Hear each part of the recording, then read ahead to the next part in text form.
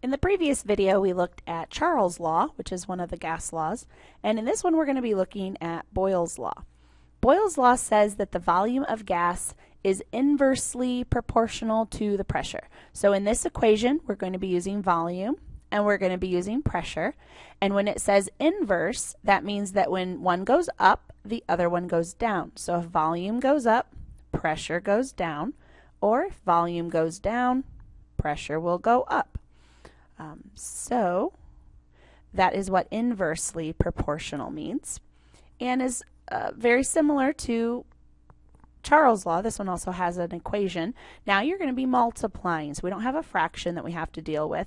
So we're going to have our first pressure and our first volume, and then on the equal sign we'll have our second pressure and our second volume. Boyle's law looks a little bit like this. When you have a larger amount of space to put the particles, the pressure is not going to be very high. It's lower.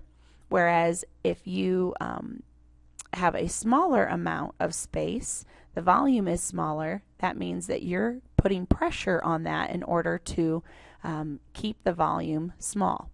And inversely proportional charts are going to look like this. Okay, they are going to be more of a curved line. So as the pressure goes up, okay, pressure numbers would be getting bigger, like 1, 2, 3, 4, 5, 6, 7, whatever. Our volume numbers are getting lower, okay, because we'd be down at a lower number here where these two meet. So when one goes up, the other goes down. Let's go ahead and do a practice problem. We're going to do 2, and then we'll be finished with this video. So make sure you have a calculator handy so that you can practice putting this into your calculator and making sure you know how to do these types of problems. Right, so what happens when the volume of a cylinder is reduced? So our original volume is 2 liters, and it tells us that the volume is being reduced, so that means that the second volume is the smaller amount of 1 liter. And the original pressure, so whenever you see the word original, that means 1. So that means our original pressure, pressure 1, is the 50. And this kPa stands for kilopascals. Just like you have a kilometer or a kilogram, this is kilopascals. So if we take a look at setting this one up, we want to use a new equation this time, because this equation is pressure 1 times volume 1. And that is equal to pressure 2 times volume 2.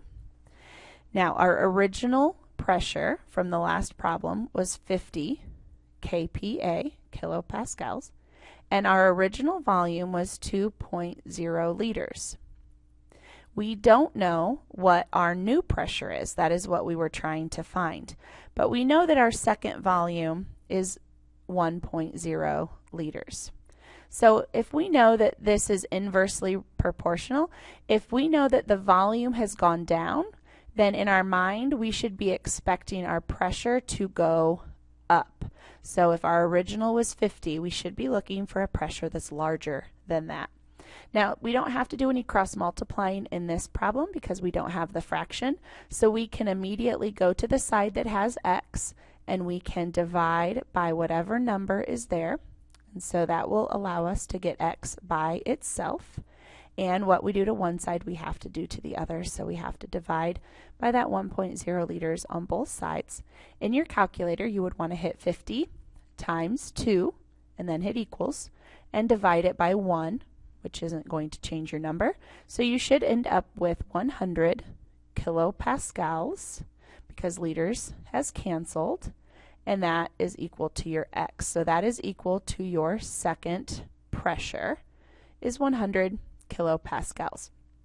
And we said that we expected the pressure to go up, and it did. It went from 50 to 100 kilopascals. Let's try one more.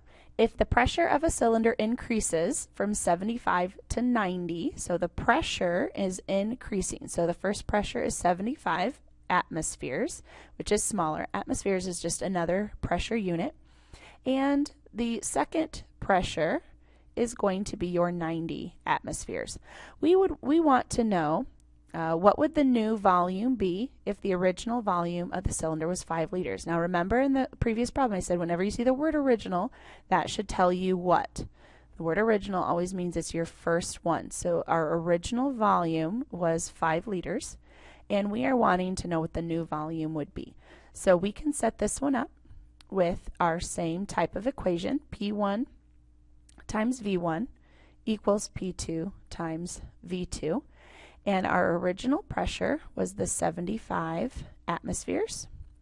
And the original volume, the problem tells us, was 5 liters. Now we know our second pressure this time, the second pressure being 90 atmospheres because it went up. So if the pressure goes up in your head, what do you think is going to be happening to your volume? If these are inversely proportional, hopefully you said that the volume would be going down. Since the pressure went up, we expect the volume to decrease. So we are looking for our second volume. We do not know V2. Again, you don't need to do any cross multiplying. You are just ready to get x by itself. So we want to divide by the 90 atmospheres. And what you do to one side, you need to do to the other. So we're going to divide by 90 atmospheres on both sides. So in your calculator, you would want to type in 75 times 5 and equal that, and then divide by 90. And that is going to give you 4.2. And we're looking for a volume, so liters is the unit that we have left. And so our second volume, V2, is 4.2 liters. So our volume did go down, which is what we expected should have happened.